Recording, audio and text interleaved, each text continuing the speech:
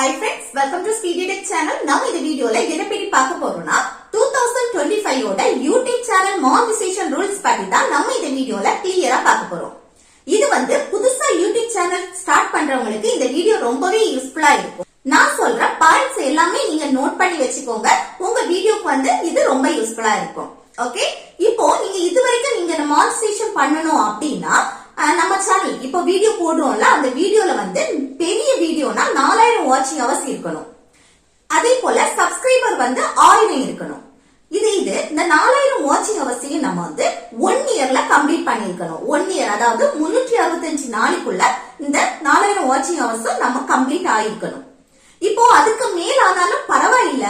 அது என்னன்னா, இப்போ வந்து நம்ம யூடியூப் சேனல் ஸ்டார்ட் பண்ணுவோம்ல, அந்த ஸ்டார்ட் பண்ண நாள்ல இருந்து ஒவ்வொரு மந்தா மைனஸ் ஆகும். அந்த ஒவ்வொரு மந்த் கிடைக்கக்கூடிய வாட்சிங் ஹவர்ஸ் வந்து மைனஸ் ஆகி லாஸ்ட் இருக்கு இந்த 12 மந்த்ஸ், அதாவது 365 நாளைக்குள்ள கிடைக்கக்கூடிய அந்த வாட்சிங் ஹவர்ஸ் தான் கால்குலேட் பண்ணுவாங்க.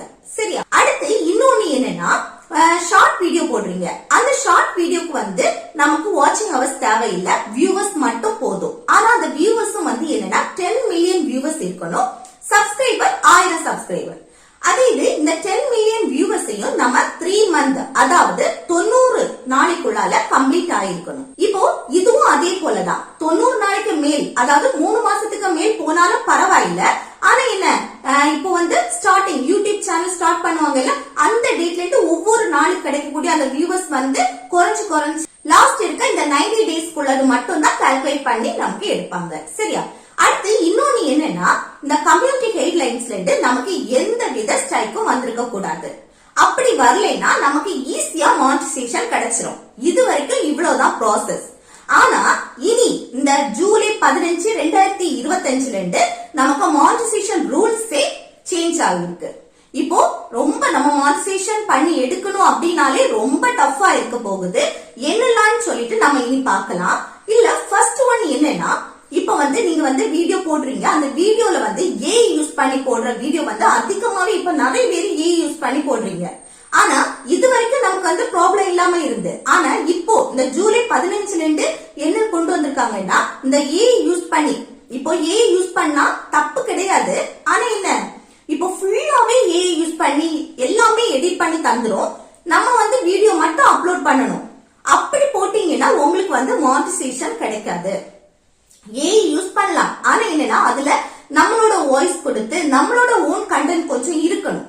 இருந்து அதுல இடையில வந்து ஏஐ யூஸ் பண்ணி நீங்க போடுறீங்கன்னா அது தப்பு கிடையாது.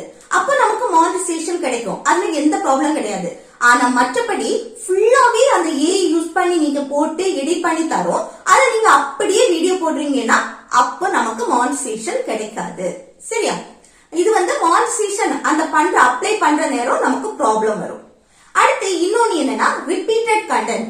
இப்போ நீங்க ஒருக்க போடுறீங்க வீடியோ, அந்த வீடியோவை திரும்ப நீங்க எடுத்து போடுறீங்க அப்படின்னு சொன்னா, அதே வீடியோவை எடுத்து திரும்ப போடுறீங்கன்னா அப்ப நமக்கு அந்த மானிட்டைசேஷன் கிடைக்காது.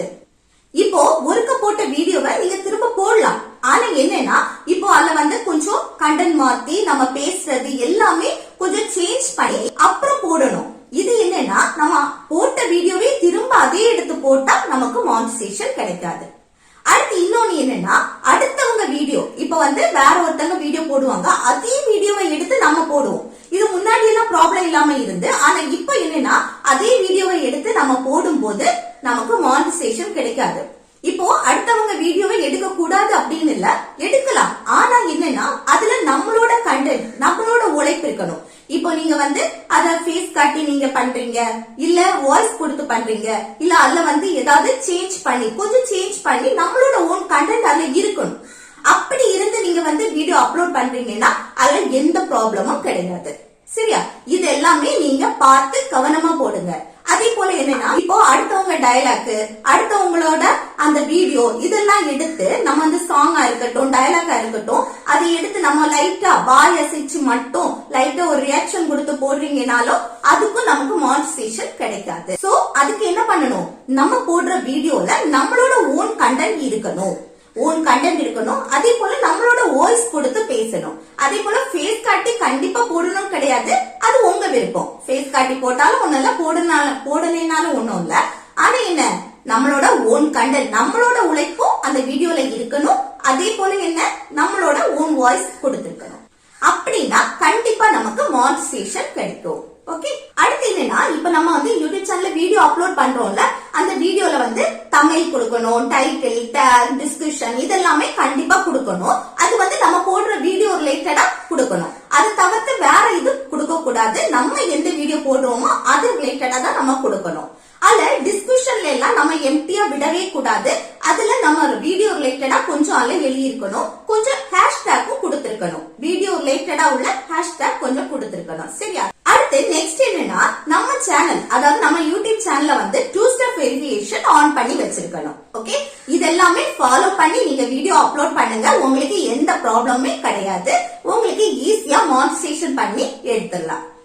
ஓகே ஃப்ரெண்ட்ஸ், இந்த வீடியோ உங்களுக்கு யூஸ்ஃபுல்லா இருக்குன்னு நினைக்கிறேன். யூஸ்ஃபுல்லா இருந்துச்சுன்னா இந்த வீடியோக்கு லைக் பண்ணுங்க, உங்க ஃப்ரெண்ட்ஸுக்கு ஷேர் பண்ணுங்க.